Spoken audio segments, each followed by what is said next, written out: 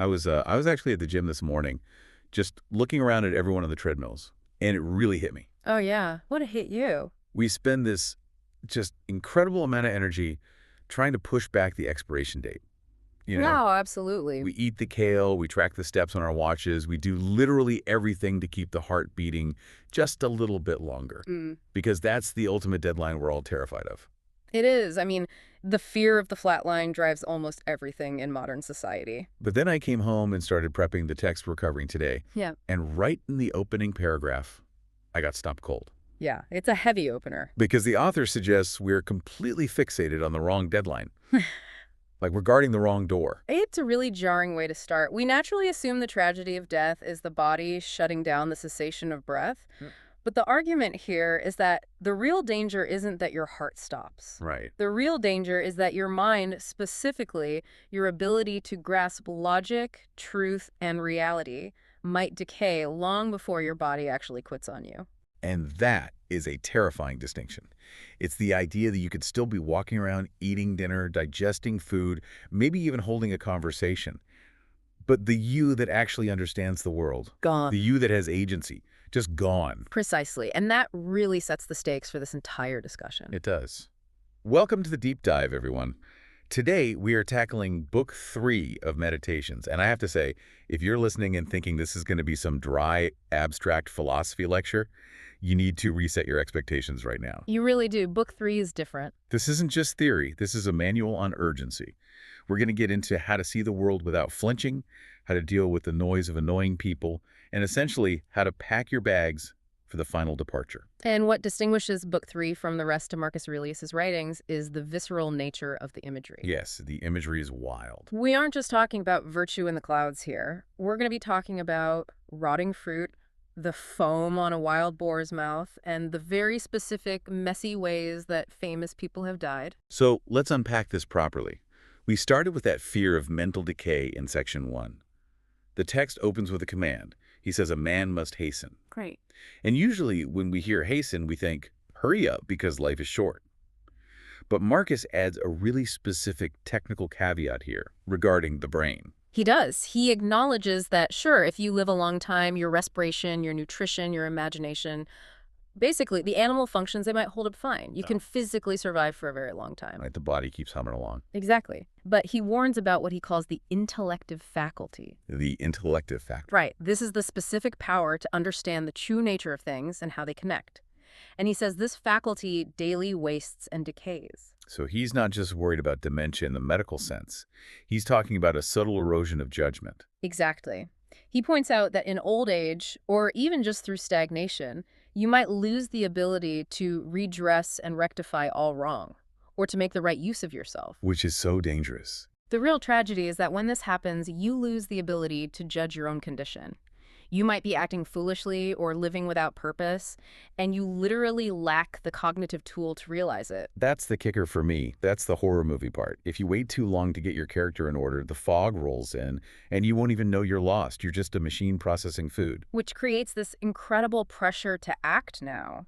It redefines urgency. It's not about ticking items off a bucket list like skydiving or seeing Paris before you die. Right, it's not a vacation itinerary. No, it's about securing your principles and your character while you still have the high-level cognitive function to understand why they matter.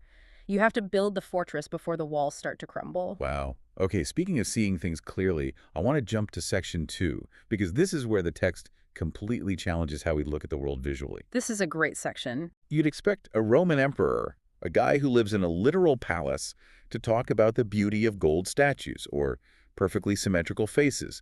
But instead, he goes on this tangent about baking accidents. It is one of the most beautiful and surprising passages in Stoic literature. He talks about natural accidents. Yeah, he describes a loaf of bread baking. He says when it bakes, sometimes it cracks open at the top. The crust becomes rugged and unequal. Yeah. Now, technically, that's a mistake, right? Right. The baker didn't intend for the loaf to split. It's a flaw. But Marcus says these cracks become at well and actually stir the appetite. He's teaching you to reframe flaws. He's arguing that things which happen naturally, even if they seem like accidents or deviations from the plan, have a peculiar property of beauty.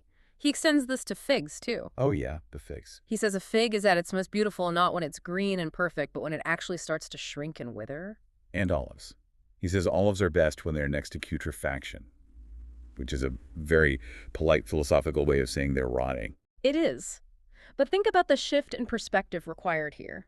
He's asking us to stop looking at things through a superficial lens of perfection and start looking at the process of nature. The whole life cycle. Exactly.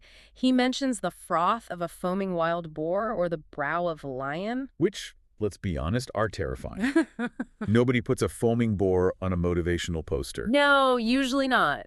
But Marcus argues that if you have chaste and continent eyes, and if you are familiarly acquainted with nature, you see the purpose behind them. You see them as distinct parts of a functioning universe. They fit into the grand design. Right. He says even these terrifying things become comely and delightful. And he even pivots this to humans. This is where it gets really touching for me. He says this same person can see the proper ripeness and beauty of old age in a man or woman. That's the real-world application. We live in a society absolutely obsessed with anti-aging, with smoothness, with hiding every single line. Botox everywhere. Yeah. Exactly. But Marcus is saying, look at the wrinkles, look at the decay. That is the process of nature. If you understand the whole machine, you stop hating the rust on the gears. You start to appreciate the reality of the process. It's finding beauty in the truth rather than the fantasy. Beautifully put. So we have the urgency of mental decay, Yeah. and we have the beauty of physical decay. Now let's talk about the great equalizer. Section 3 feels like a massive reality check for anyone with an ego. It really does. It's basically a roll call of historical heavyweights who all ended up in the exact same place. It's a reminder that competence doesn't save you. He lists Hippocrates, the father of medicine. Here is a man who cured thousands of diseases, understood the human body better than anyone in history at that point. And then fell sick himself and died. No special exemption for the doctor. Exactly. Then he lists the Chaldeans and astrologers. They foretold the deaths of others, acted like they knew the secrets of the stars and the universe, and then were surprised by the fates themselves. And the conquerors, too. Alexander the Great, Pompey, Caesar. They destroyed cities, commanded armies, cut down thousands of cavalry and foot soldiers. And then parted with their own lives. It completely dismantles professional pride. You can be the best doctor, the best general, the best predictor of the future. Nature takes you anyway. But then he gets to the vermin. And I have to say, this part was surprisingly graphic for a philosophy text. It's very specific. He lists Heraclitus, the philosopher who studied fire, and the conflagration of the universe. A brilliant mind. How did he die? It's a tragic irony. The text says he was filled with water within and all bedaubed with dirt and dung without. Dung. Manure. Right. It's a reference to dropsy, a swelling condition caused by fluid retention. The historical account is that Heraclitus tried to cure himself by burying himself in cow manure to draw up the moisture. So the man who studied fire died of water and dung. Exactly. It's a humiliating, messy end. Then he mentions Democritus, the man who laughed at human folly, killed by lice. And then he throws a jab at Socrates, saying he was killed by another sort of vermin. By which he means wicked, ungodly men, the politicians who sentenced him to death. Correct. So what is the core takeaway here? Is it just life is bleak and then you die, covered in dung? Because that's a pretty tough sell. No, the takeaway is the metaphor of the voyage. He says, thou hast taken ship, thou hast sailed, thou art come to land, go out. Go out. You don't stay on the boat forever. And he offers a very binary comfort. If there is another life, there are gods there too. You aren't stepping into the dark. But if there is nothing, if sense ceases, then at least you are done serving this vile cottage of a body. Vile cottage. I love that phrasing. He really doesn't view the body as a temple, does he? To Marcus, in this book specifically, the body is just a container of earth and blood. It's the vessel, the mind, the spirit, and reason is the tenant. Which brings us perfectly to the core instruction in Section 4. If the mind is the only thing that matters, how do we protect it from the biggest distraction of all? Other people. Other people. Man, this section hit home hard. He calls it idle and impertinent to spend your time wondering what someone else is doing, saying, or thinking. It's a huge energy drain. But play devil's advocate for a second. We live in a society. Don't we need to think about what others are doing? We do, but note the qualification he makes in the text. He says, unless it be for some common good. The problem isn't empathy or social awareness. The problem is speculative anxiety. Speculative anxiety. Yes, he says this curiosity makes a man rove and wander from his own ruling faculty. So is the mental energy spent guessing motives? Like, why did he look at me like that? What are they planning? What do they mean by that email? Exactly. Every single minute you spend speculating on someone else's inner life is a minute you aren't managing your own. You are outsourcing your mental real estate to people who might not even be thinking about you. That is so true. And he has a brutal test for this. I think this is something everyone listening should try. Oh, the shouted out test. Yes. He says you should manage your thoughts so that if someone suddenly walked up to you and asked, "What are you thinking right now?" you could answer immediately and boldly. No filtering. No, let me rephrase that to sound smarter. Right. Zero hesitation. And the answer should reveal that your thoughts are sincere and peaceable. If you have to hesitate because you're thinking something envious, suspicious, or voluptuous, which is his word for lustful or greedy, you fail the test. You would blush to confess it. Exactly. That implies a level of transparency that is almost scary. I mean, how many of us could pass that test on a random Tuesday afternoon? Very few. But that's the ideal. That's the goal. He describes this ideal person as a priest and minister of the gods. That imagery of the priest within is fascinating. It is crucial to his philosophy. It means treating your own mind as a temple. You keep it unspotted by pleasure and undaunted by pain. You don't let external events bruise the God inside you. It's impenetrable. Right. He also uses the analogy of a wrestler. You're wrestling for the highest prize, which is not to be cast down by any passion. There's another analogy in this section that I found really empowering. The Roman soldier. He says you should live like a man waiting for the sound of the trumpet. It's all about readiness and a lack of bureaucratic friction. Think about it. A soldier doesn't need to file paperwork or swear a new oath before he retreats or advances. He just hears the trumpet and moves. Exactly. Marcus says we should be that ready to leave life. No need for witnesses, no need for explanations. Your character is your oath. That leads to a phrase in section 6 that sums up this entire concept of independence. He says, stand straight, not rectified. Not rectified. It's a subtle but really powerful distinction. To be rectified means someone else straightened you out. But you needed a brace. Right. A brace, a teacher, a law, or a boss to keep you in line. Like orthopedics for the soul. Exactly. But to stand straight means you possess the internal structural integrity to stay upright on your own. You shouldn't need the validation or discipline of others to be a good person. You hold yourself up. Which brings us to the choice in section 7. He basically offers a wager to the reader. He says, look around. If you find anything better than truth, justice, temperance, and fortitude, if you find something better than your own rational mind, then go for it. He's being sarcastic, but also entirely sincere. He says, if there's something better, enjoy it freely. Go chase it. But there's a catch. A huge catch.